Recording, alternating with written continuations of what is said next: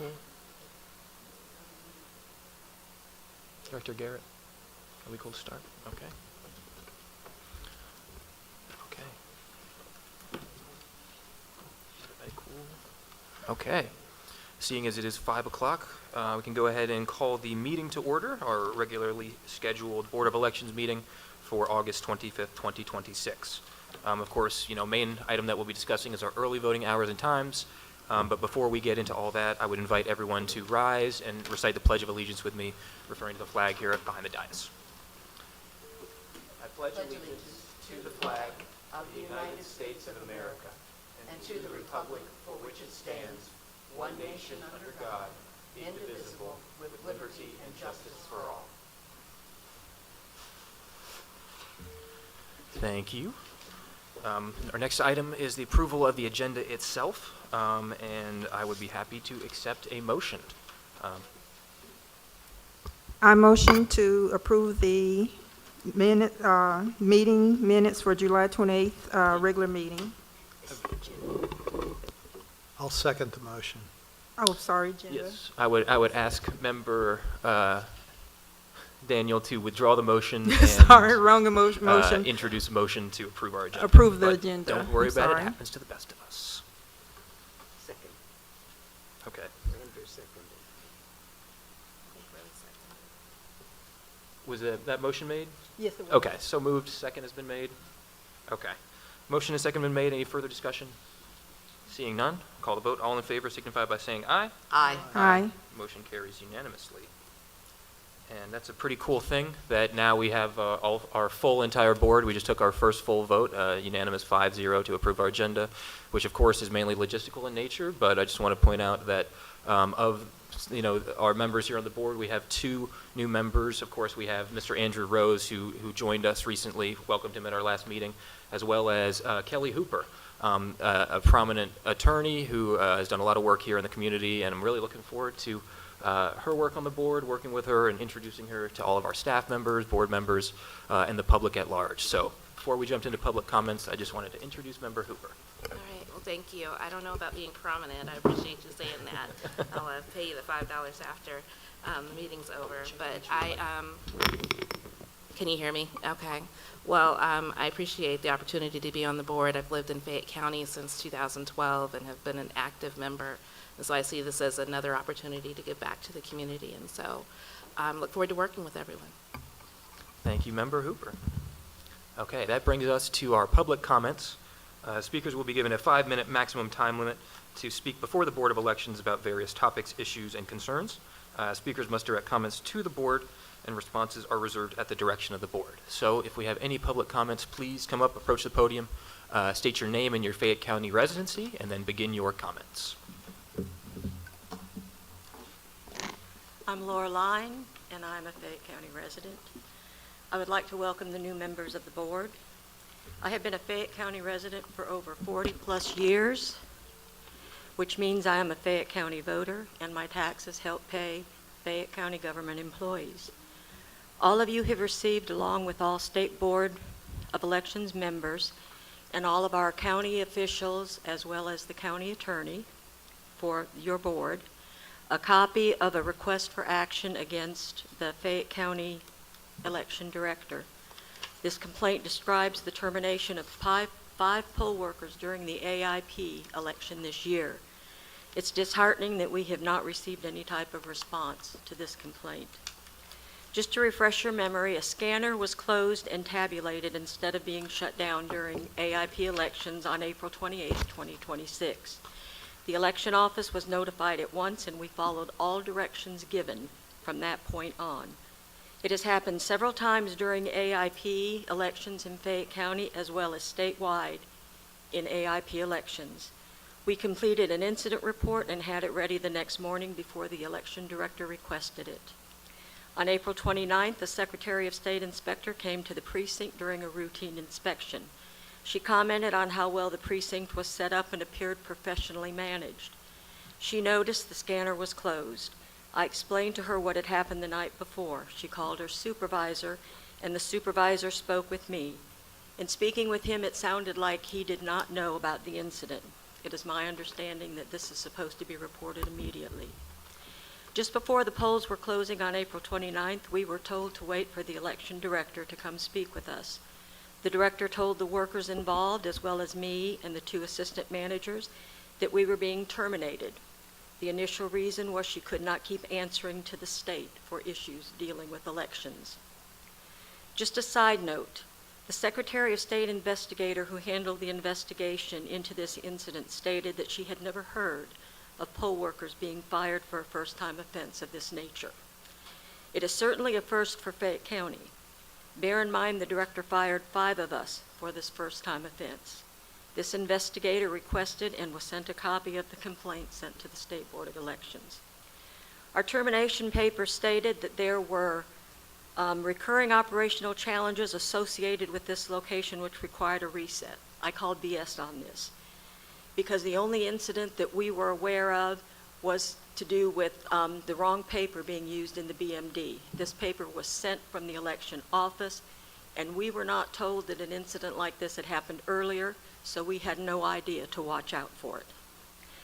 Also, we were deeply offended by the director's statement that she hoped that none of us would become rogue or violent.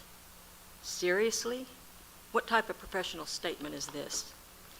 The election director is always stating that she needs poll workers, yet she fires 5 experienced workers in an afternoon. The requirements listed on the website is that poll manager needs to be an assistant manager for 2 elections, and an assistant manager needs to be a worker for 2 consecutive elections. Given that there are an average of 2 elections a year, it means that the current turnover of poll workers shows that this might be difficult to do.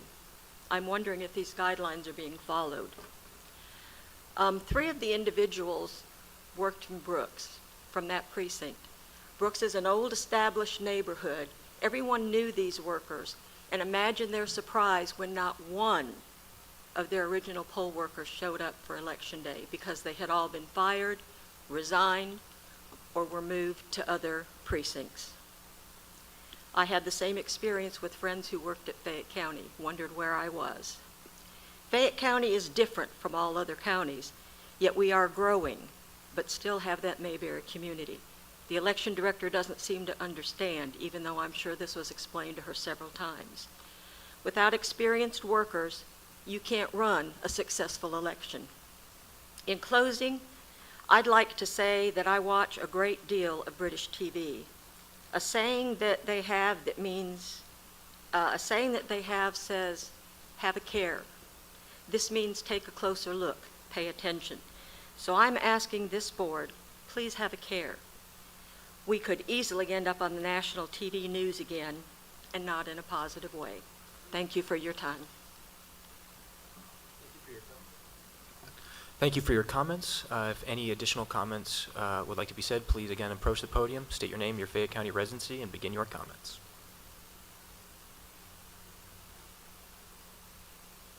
Good evening. I am Kim Cox Owens, 305 Marble Court, Peachtree City, and I'm here as a registered voter. I've been in Fayette County for the past 14 years. I'm not just standing up here for me, but also for my grandmother, 91 years old, that was born and raised in Fayette County. On the last election, early voting, I went to go vote because I was coming from Atlanta. A lot of traffic. The poll closed at 5 o'clock. And as active as I am in my community, for some reason, I didn't realize that we had rolled back the time for early voting to 5 o'clock opposed to 7 o'clock.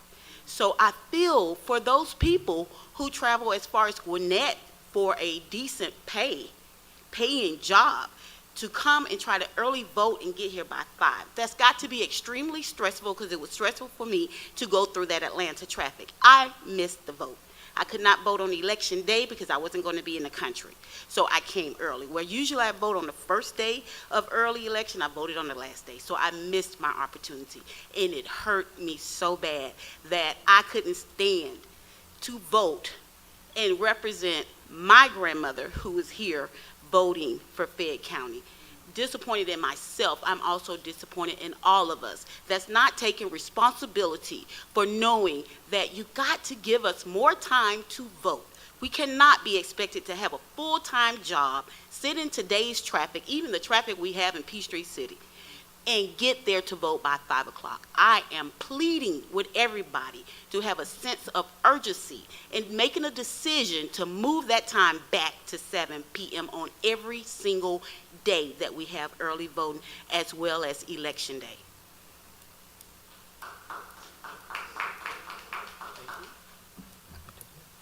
Thank you. Any additional comments, please again approach the podium, state your name, your Fayette County residency, and begin your comments. Good afternoon. I'm Michael Shane, a Fayette County resident. I'm here with Southern Crescent Indivisible. You know, last time we went through this voting issues, I spoke about expanding hours and Sunday voting. So did a lot of people, and you ended up responding to that by having the Sunday voting. My question today, and I acknowledge I may have missed this, but under the new business, you talk about the voting dates and times. Has that been advertised in advance of this meeting? And if not, I would suggest that you have public comment about those times and dates after you announce what they are. Thank you. Thank you. Any additional public comments? Okay, seeing none, I will go ahead and close the public comment period. Thank you, everybody who chose to come out and express your concerns, your opinions, and your view of what's going on in our community. We really do appreciate the public comment portion. It is an opportunity for us to not only enforce our own accountability, but as well as hear directly from the public about how we best can do our jobs. So I appreciate all the comments made, and I'm sure that we will cover a number of different things throughout this meeting as well as in the future. So with the closing of the public comment period, that brings us to our sole item of old business, which is the approval of the minutes from the July 28th, 2026 regular meeting, and I'd be happy to accept a motion on that. Okay, I motion to approve the July 28th, 2026 regular meeting minutes. Second. Motion and second have been made. Any further discussion? Seeing none, I'll call the vote. All in favor signify by saying aye. Aye. Aye. Motion carries unanimously. Okay. This brings us on, of course, to our new business, our main item of business that we'll be discussing today, which is, of course, the advanced voting dates and times for our 2026 November general election. Just a little bit of explanation of some of the past history on the outset. In the 2024 presidential cycle, when Member Alexander and I were on the board, we managed to pass a voting schedule that allowed for the first Sunday voting option ever in Fayette County's history. I know that as it currently stands in staff's recommendation, that Sunday option is maintained. In addition to making sure that, given the large-scale nature of this election, we expand our hours till 7 p.m. On a number of days. So at first, I would just ask Director Garrett if you would explain some of staff's recommendation as far as our advanced voting dates and times. Yes. On the front page of your report in your packets, you see a schedule that I am currently recommending for the advanced voting dates and times. It reads, okay, I'll read it out first and then I'll explain. So it reads October 13th, which is a Tuesday through that Friday from 9 to 7. Saturday, October 17th from 9 to 5. Monday through Friday, well, actually Monday through Saturday to save us time, from 9 to 7. Sunday, October 25th from 12 to 4, and then that Monday through Friday from 9 to 7. Before making a recommendation, because I did ask you all to look at this right before the board meeting so that you didn't feel blindsided in a sense, I want to point back to what made me determine these numbers. So I did go back and look at historical trends from November 2024 and November 2022. We did not have Sunday voting in November 2022, so I wasn't able to gather as much information. But what I did find is that, especially for 2024 on that Sunday voting, we had a total percentage turnout of 1.47% on that Sunday. So I didn't take the Sunday off, but I did ask that we just do the last Sunday before the voting period ends. Also, most of our votes happen the first 3 days, and then we slow down and we just become, I guess you could say in a sense, consistent, especially for this election. And then we do see a heightened turnout for the rest of the voting period, which is why that second Saturday, I did ask to extend it to 7 o'clock p.m. But I'm open to, especially that first Saturday, going to 7 if we feel like that's what we need. I just didn't want, especially a 21-day straight period for the staff to at least be able to go home early on one single day, in a sense, and what that looks like. So I'm open to your recommendation, but this is just my recommendation. As far as the turnout for Saturday's percentage,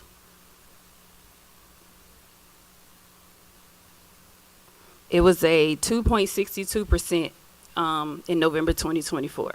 But I definitely would remain open for the Saturdays, especially with such a turnout.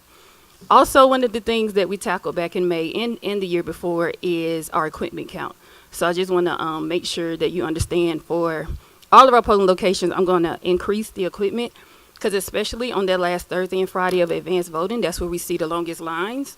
So giving us as many machines as the room can fit, in a sense. So for instance, the max at the office is 12 because we have cubicles, and I'm still working on that project.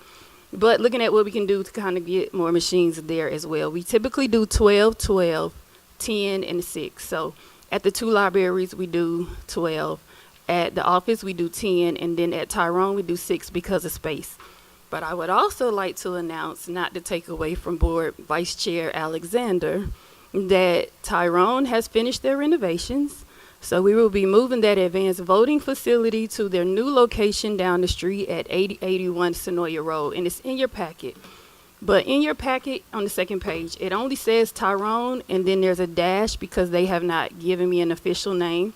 But I am going to visit the location tomorrow, so hopefully I should have an official name to put on our flyers and such as we pass those things out. With that, that concludes my recommendation. I'm open for questions. Yep. Please, Member I Hooper. have questions.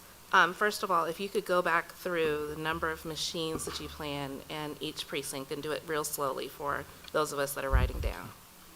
You said that there were going to be 12, 12, 10, and something. Okay, so that was in the past. Okay, can So you give us that again? previously, it was 12 at Peachtree City Library, 12 at Fayette County Library, 10 at the main office, and 6 at Tyrone.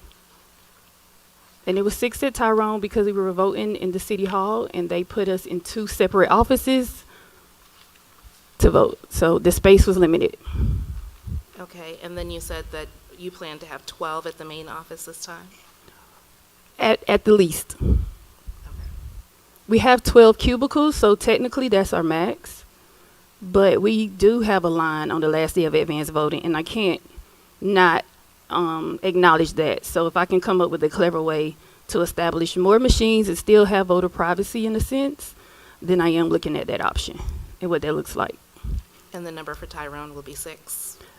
I have not seen the space, but I do plan on going up to at least 8. Tyrone does not have as much of a high turnout, but I will know after tomorrow when looking at the space and what that looks like. You know what? I want to take back a statement. Tyrone does have a high turnout. So, yes, Tyrone does have a high turnout, and they will need more machines. I just don't know how many, but yes. And I only say that because in our past election, the line was wrapped around the building in the parking lot on that last day of advanced voting, which is a very popular day to go out and vote. So, yes, more machines there, but I can email the board the amount of machines that I'll be sending out. No, I just wanted you to repeat those numbers for the audience because I didn't get them, and I'm pretty sure if people are writing down, they didn't get them either. Okay. So, thank you. Thank you, Member Hooper. Any additional questions for the director on this proposal or discussion? I have a question for clarification. You gave some percentages of the voter, is that voter turnout, those percentages of the registered voters in Fayette County? Yes. So the 1.47% for the Sunday was based on the 91,463 registered voters. So roughly 1% is about a little bit less than 1,000 people, right? About It was 900 people. 1,300, and I don't not to remember the rest. However, if I'm looking at the amount of people that voted during advanced voting, which was 58,283, it was 2.31%. I just thought that information might be helpful. Just trying to boil that down into numbers, like the number of people that were actually putting through the precincts. Because percentages, percentages are good, but if you don't know what the percent is of the total number, it's hard to figure out how many people are going through and voting. So I'm just trying to, in my mind, I'm just trying to get an idea of how many people are flowing through those precincts. I can get you those numbers. Okay, that would be helpful. Okay. Thank you. Well, when I say I can get, okay, I'll give you some. And I think you said, Director Garrett, like there was roughly 58,000 or so folks, voters who chose to exercise the AIP or early voting option, all in all? In 2024 of November, yes. Okay.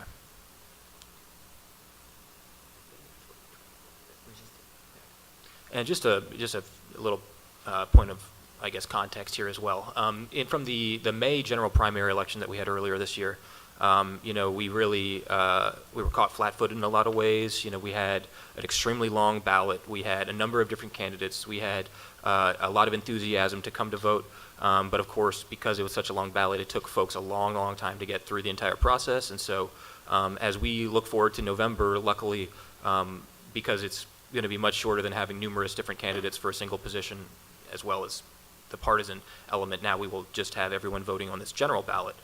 It should be a lot easier, all in all, less involved and less engaged, almost, for members of the public to come into their precinct, to exercise their right to vote, have their ballot cast, and go about their business or go about their day. So, you know, in this case, I would just say I'm liking the overall staff's recommendation, maintaining the Sunday option, because we did have, what was that, 1,300 and change folks exercise that Sunday option across, it was 4 early voting locations, of course with abbreviated times, so that comes out to probably something like a voter every minute or minute and a half. So, you know, it really is a great option. I'm glad that we've maintained it here in staff's recommendation. I would just put to the board, yeah, Member Daniel, if you've got something else. Yes, I have just one issue with the different dates on the Saturday. My only issue is the confusion for the public. One, the 2 different times on Saturdays, whether it's 9 to 5, 9 to 7. I think, is there any kind of recommendation or notification that you're putting out there so the public will know that there are 2 different times?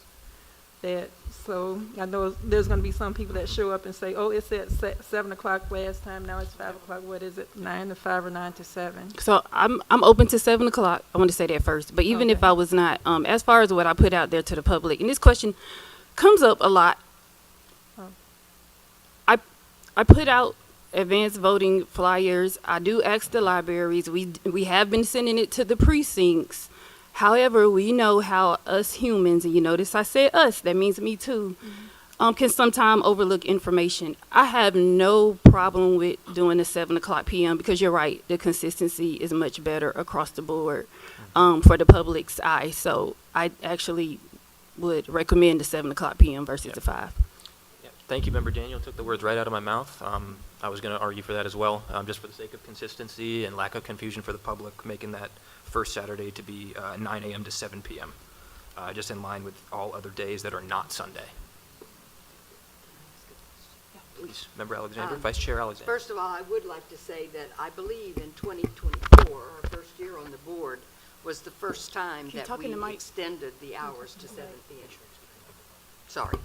That Zach and I, with Mr. Rohr, were on the board, and that is the first time we'd been requested for a number of years, but it was the first time that this board extended the hours to 7 because we all realized it's hard for people to get here and vote by 5. I mean, it just is. So I agree that we should go to 7. This may not be the right place to ask this question, but I'm going to ask it. For our Sunday voting, I think last time, we could only do 2 precincts because some of the facilities weren't available. Do you know what the situation is going to be for midterms? You make up a very good point, and I do not. However,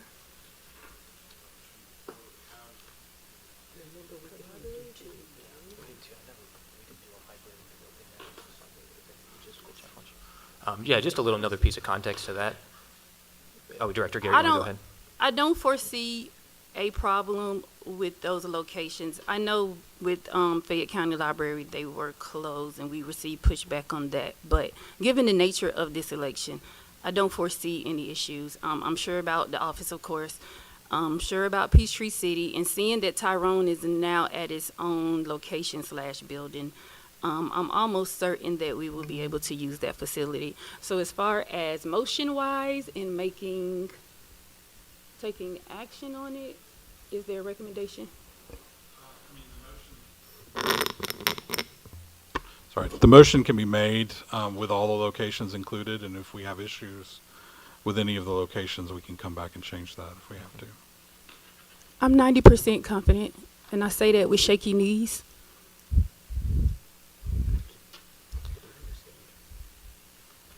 If I may, I need clarification. I missed, I don't know if I just can't hear or what, but the locations for Sunday, can you go through them one more time? Just so myself and maybe some other people in the audience that didn't hear, what would those locations be? So the recommendation is for all 4 locations. So Fayette County Public Library, the Elections Office, Peachtree City Library, and Tyrone, which right now shall remain unnamed. The concern is that back in May, we did not have access to 2 of the locations on that Sunday. Which 2 locations? Are they the Fayette ones on County, this list? Fayette County Library, and Tyrone. Tyrone was previously at a city hall. However, now that they have a new building, I don't foresee any reason why we would not be able to gain access on that Sunday. As for the library, given the nature of the election, I do foresee them accommodating us. I would like to also point out that any action that we take today can also be changed at our next meeting because advanced voting will not have started. I placed this on the meeting because it's a question that is becoming popular, and I want the office to be able to give correct information, or as much information as they can right now. Did that clear up what it was that you? Yeah. Okay, any further questions on this proposal? It seems like the current position of the board, or a motion that would be made, would be amending staff's recommendation on the first Saturday, that is October 17th, to be the full 9 a.m. to 7 p.m., and then maintain everything else, including the Sunday option on October 25th from 12 p.m. to 4 p.m. All days of early voting and all hours would be available at all 4 of our traditional AIP precincts. That would be the motion. Any further discussion or question for the director among the board?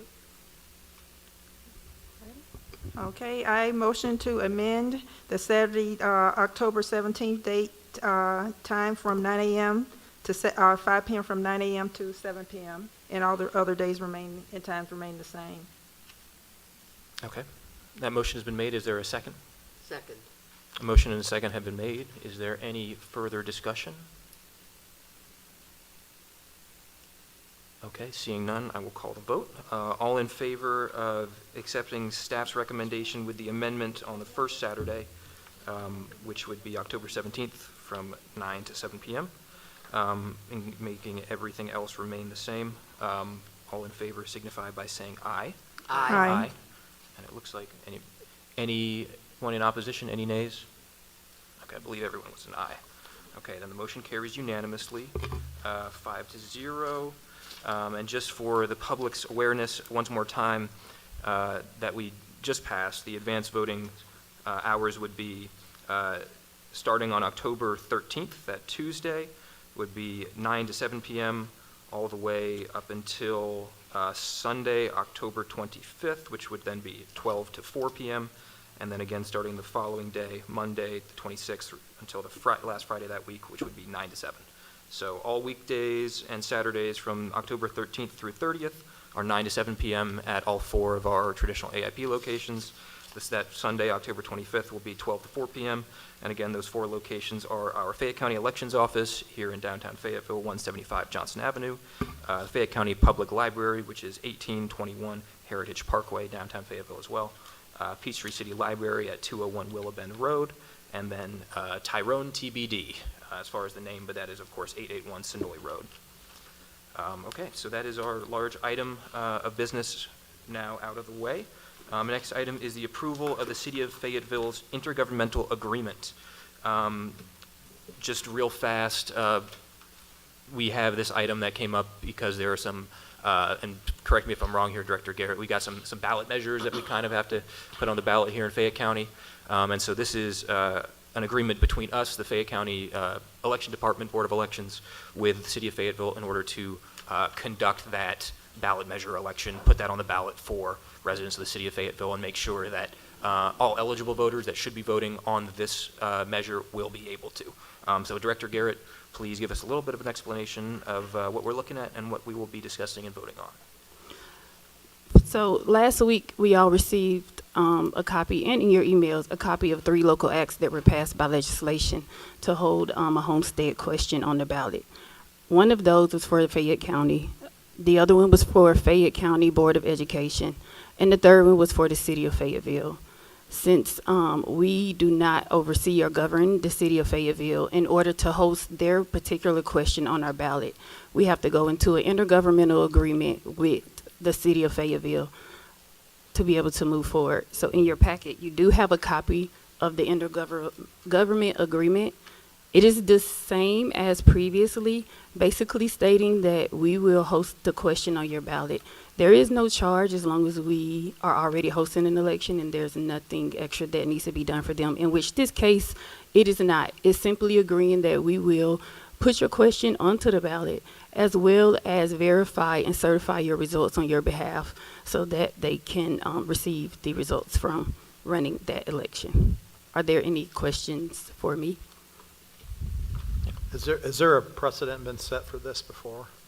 Or is this the first time we've done this? We've done this multiple times over the past. Every time that a ballot measure for a city has come up during an even year, we've had to place it on our general ballot because they have their municipal elections in odd years. So this one was actually pushed by the General Assembly itself rather than the City of Fayetteville, so it came to us late. But it's not really any different from how we've done it in the past. So what are the other courses of action if we choose not to do this? If we do not conduct the election for them, Fayetteville will have to conduct it themselves. And is that at an additional expense to Fayette County? That would be an additional, Fayetteville. for Fayetteville, they would have to pay for the voting equipment, for the poll workers, for everything. So we'd have, And then also inconvenience for the voters. They have to go to 2 different Yes. locations potentially. Yes. What are the liabilities for doing this? I mean, the liabilities are the same as we bear during the odd years when we conduct the municipal elections. We do that for all the cities in Fayette County, so it's no different.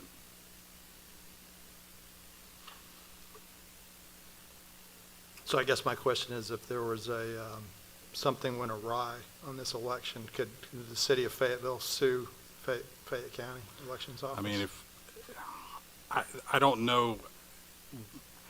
That's a scenario that I haven't really mapped out, but I mean, if there was some malfeasance on the part of our department in any way, then possibly, but I can't really, I don't know that would really come up in that way, but Point of order, though, there is an indemnification clause in there is, paragraph 9, yes. correct? So that should Okay. cover us, but I don't know. Again, I can't really think of a scenario where it would come up that we would be subject to a lawsuit. yeah, I mean, this is again, Director Garrett, just one quick question. As you said that this is basically the same intergovernmental agreement that we have passed with Town of Tyrone, we passed with Brooks, we passed with Peachtree City, passed with Woolsey as well, and even the City of Fayetteville in the past too. That is correct. In 2025, we did the exact same agreement. Mhm. Okay. Any other questions for Director Garrett on this? Okay. I'm seeing no further questions. I guess I can go ahead and call a vote on approving this intergovernmental agreement for the city of Fayetteville on the ballot measure coming up for this November to put on our general ballot. And I'd be happy to accept a motion to that effect. Okay, I motion to approve the Fayetteville intergovernmental agreement. Okay, motion has been made. Is there a second? Second. Motion and a second have been made. Any further discussion on this item? Seeing none, go ahead and call the vote. Okay, all in favor of the approval of the City of Fayetteville's intergovernmental agreement signify by saying aye. Aye. Anyone in opposition, any nays? Seeing none, motion carries unanimously. And we've got our City of Fayetteville intergovernmental agreement approved. Brings us to our last item of new business, which is our October meeting change for the Board of Elections of a regularly scheduled meeting. Director Garrett, if you wouldn't mind tackling this one as well, real fast. Yes, currently our meeting for October is scheduled to be held on Tuesday, October 27th at 5:00 p.m. However, there is a conflict in the spacing schedule. So my recommendation is if we could move it up by 2 hours to 3:00 p.m. on the same day. Unless there is another recommendation on the table, I'm open. And also note, that's the last week of advance voting.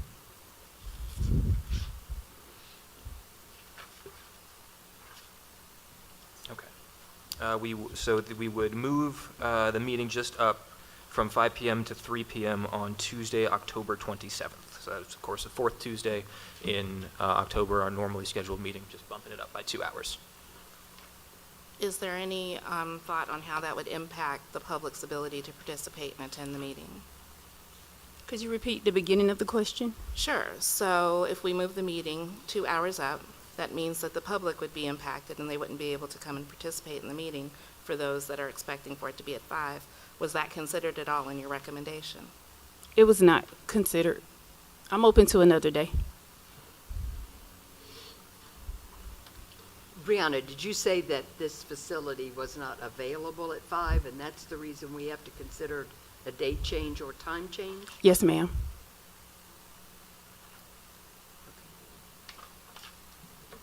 I'll just ask a question. Do we have to meet in this room?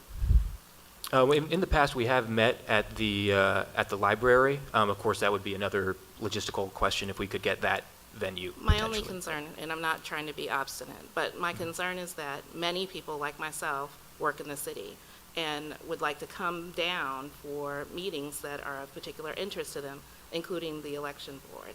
I'm concerned that if we move the meeting to 3 o'clock, then the public's ability to participate in the meeting would be stymied.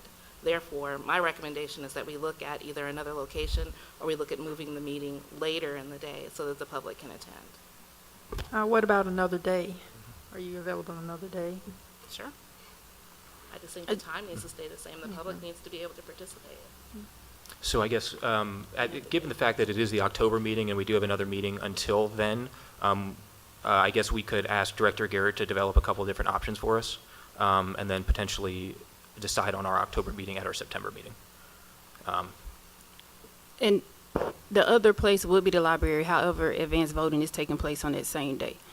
So it also takes away from maybe hosting it at the office on the open side as well.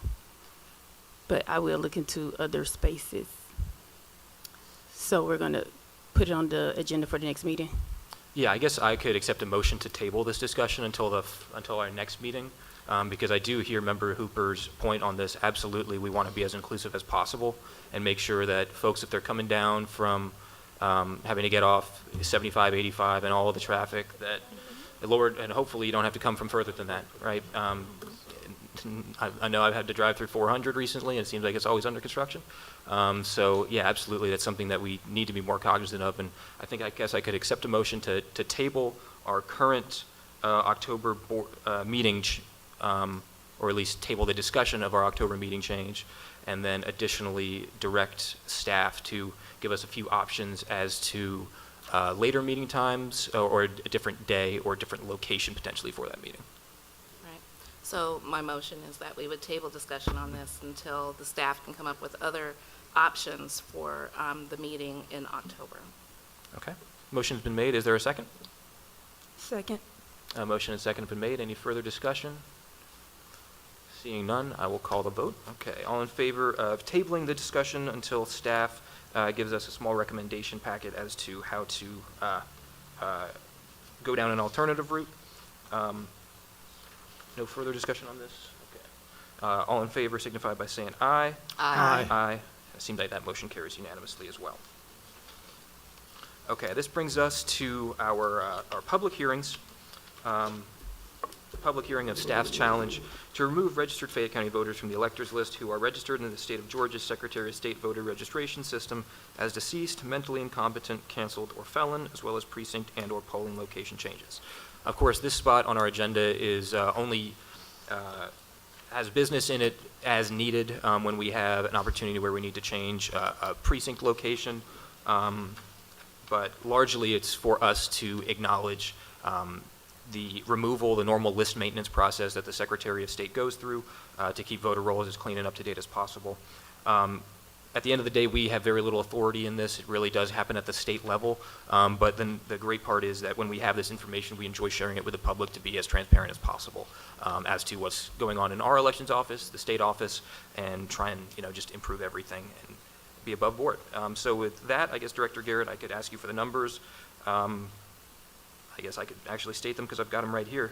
So the total overall is 120 individuals, with 74 that were deceased, so 74 listed under deceased, 2 listed under the felon category, 0 mentally incompetent, and then 44 canceled, again, for that grand total of 120. So that's 74 deceased, 2 felons, 0 mentally incompetent, and 44 canceled. I guess, is there anything else on this topic, Director Garrett, that you'd like to discuss? I do not have anything. Okay, thank you. And with that, seeing as no action from the board is needed on this item, we can transition over to our director's report. So Director Garrett, I guess I'd hand the mic right bound back to you for you to give us a little rundown on where we are in the office and election administration right now. As of August 24th, 2026, there are 99,669 registered voters in Fayette County. Absentee ballots for the November election have begun to be accepted in the office beginning August 17, 2026. As of today, August 26th, we have received, today is the 25th. As of today, August 25th, we have received 615 absentee ballot applications. Your director's report should say August 24th. My apologies. I know we were looking at polling place locations, especially those that are currently co-locating due to the buildings or facilities not being available. We have identified a Morning Creek polling location, so I wanted to follow up from our last meeting. We were looking at a church that has agreed, in their initial meeting, to move forward. However, our 60-day rule for moving a polling location is September 3rd. And in order to be in compliance with that move, we would have had to publish it in the newspaper for 2 consecutive weeks and then hold a hearing. So what we are going to do is still move forward with moving it for 2027. And that will be, because currently Black Rock location and Morning Creek are co-locating. So we will put Morning Creek back into its precinct going forward after the November election. Logic and accuracy testing is scheduled to begin on September 11th at 10 o'clock a.m. Our voter registration deadline is October 5th. That is also the first day the absentee ballots will be mailed out and issued. Since our last meeting, I was tasked with uploading or placing on our county human resources website the poll worker application. And we were able to successfully complete that. And I believe that actually helped us out with receiving more poll workers submitting applications. So we have approximately 25-plus new applications submitted to us. I do want to point out that even though they submit the initial application, it can sometimes be challenging with them following up on the paperwork that's needed to work during the election. So as of 2 days ago, out of those 25, we only received 13 that completed the entire process. But it's still a work in progress. On September 2nd, we're going to hold an elections one-on-one community class here at Fayette County Library. That class will be at 2:30. The information to sign up for that class is on our website, as well as on our Facebook page, as well as on the county website's calendar. You can always, anyone that you know can reach out to get that information from us over the phone. Also, I emailed you all a copy of that Elections 101 class, so if you could please send it out to your constituents and party affiliations as needed, that would be very helpful for the office. And lastly, we have an opening for an elections operations manager. I do want to point out that on July 1st, the registrar position then became the chief registrar position, as well as the elections supervisor position became the elections operations manager. Specifically, that more aligned them with their workload in the office. Even though we had a registrar, we had a deputy chief registrar underneath the registrar, so that cleaned up those lines as well as aligned the duties of each of those positions in the office. The elections supervisor in other counties also means the elections director, the elections superintendent. So I wanted to clear up what that looked like, especially with the challenges of being able to fill that role. So that role is now currently called the elections operation manager. And as of August 21st, Sharon Grooms did resign from that role, and I will be conducting interviews this week to fill that position again. That concludes my director's report. Are there any questions for me? Yes, ma'am. Would you mind repeating that again? Because I'm looking at the now titled Election Operations Manager, and the registrar position has been updated to Assistant Registrar? Yes, it should be chief. Should be chief, okay. Okay, I'm good. Thank you. Wait, what should be chief? Instead of saying assistant, is it say chief? Yes, ma'am. Chief registrars.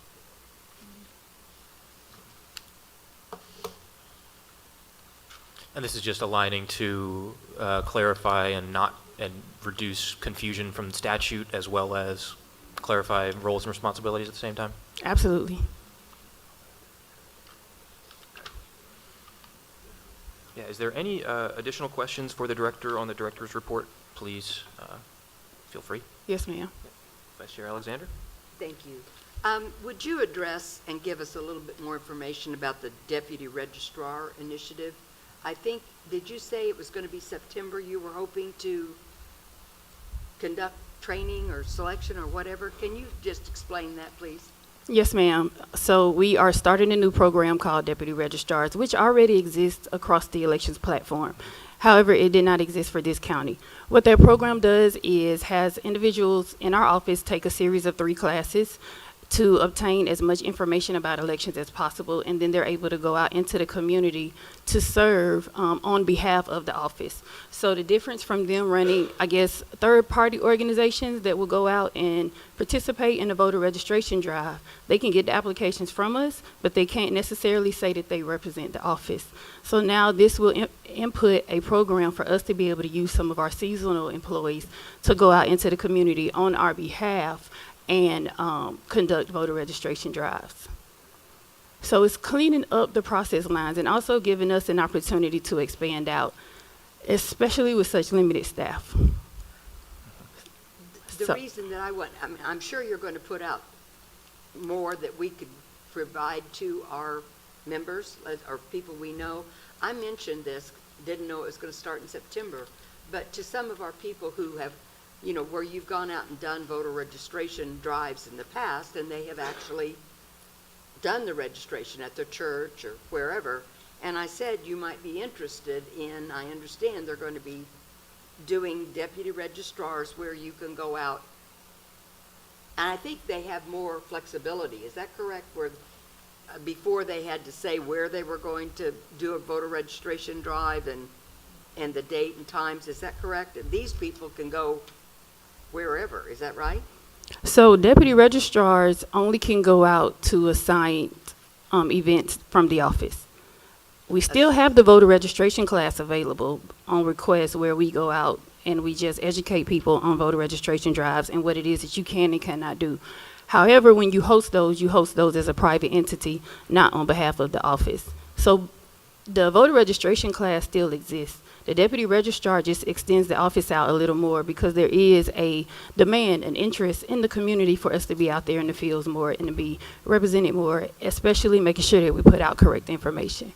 I don't know if that clears up what your concern was. I'm sure you'll put out something that gives us a little bit more of a parameters of what they can do and can't do, so that we can talk about it more intelligently and encourage people to do it. It sounds like a good plan to me. Okay. Correct. Oh, I'm sorry. Go ahead. And I do believe that information can be found on the Secretary of State website, and it was before Director Garrett time. Fayette County has done it before, but it's been possibly over, I think, probably 8 or 10 years now. Really? So it has been done here in the past, but it's been a minute. Yeah, I would just say this is kind of getting to one of the priorities that Director Garrett and I have been discussing for some time, which is increasing our community engagement from our elections department, being able to be proactive about communication and the spread of different election-related information, as well as our just operational information. I always think about somebody who I greatly respect who actually registered me to vote, is Daryl Anderson, a longtime Fayette County resident, longtime Fayette County leader who ran this program to go to. Yeah, I would absolutely applaud for her. She's a wonderful, wonderful woman. But she would travel around to all the different high schools in Fayette County and registering voters, and that was a place where I actually met her for the first time. And she did that as a private individual operating her own just voter registration program. But in this case, we would actually be developing an auxiliary but parallel path, one in which we deputize folks after they've been trained in order to register folks to vote in the name of the elections office. So, And I do believe she was one of them. yeah, I think I remember seeing absolutely. her name. Just So a she's- paragon of public service, frankly. But this is developing that parallel structure so we can do a little bit more, be more active in the community, and be able to register more folks to vote, and hopefully get our active voters up to 100,000 rather than just our registered voters. And I just want to say, we have an outline of the program, especially since it's so new. I have no problem with sending you a copy of that so you can see what that looks like and what the goals are. Of course, with any new program, there might be a few kinks that we need to work out. So that's also why I'm slow to putting that information out there. And I also don't want to start a program that I can't maintain. So I have to make sure that in-house we have our processes together as well before we start pushing that information out and what that looks like.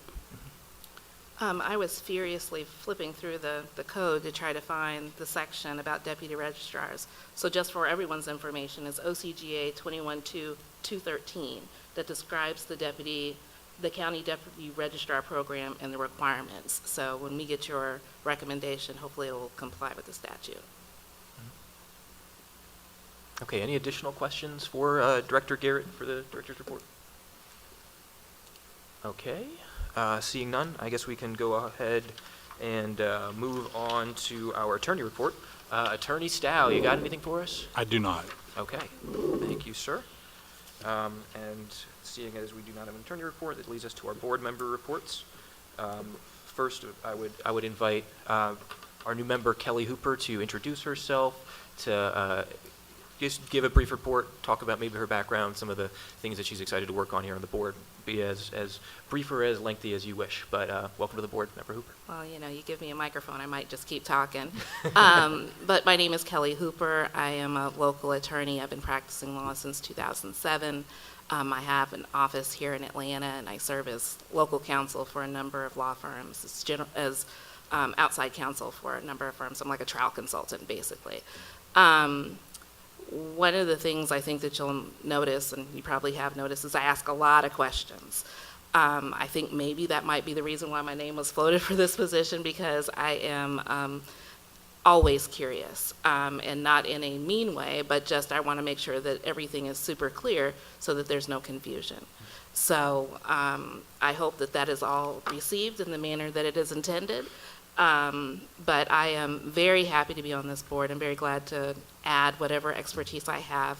I will be citing the code periodically, and if y'all don't have a copy, go get one, so that you can also read it as well. But I look forward to serving, and I believe that voting is one of the most important things that happens in our country, and that we as citizens have an obligation not only to participate, but to also protect the vote. Thank you, Member Hooper. Member Rose, please go ahead and give a board member report if you so wish. Yeah, the only thing that I'd like to report on is that Director Garrett was kind enough to invite me as a new member of the Board of Elections over to the office, where she gave me a tour of the office. She also introduced me to all the staff, and I just wanted to thank you for taking the time to do that, and I look forward to continued work on the Board of Elections to move the county forward in the right direction. Okay. Thank you, Member Rose. Member Daniel, give a report if you so wish. No report today, but I would like to welcome Member Hooper and welcome aboard. I look forward to working with the 5-member board and to learn from you as well. All your knowledge as an attorney, I know you'll bring great things to the board, so just looking forward to working with you, and welcome aboard. Okay. Vice Chair Alexander. Thank you. First of all, I would like to thank the Board of Commissioners and our county administrator for allowing us to host the State Election Board meeting this past Wednesday.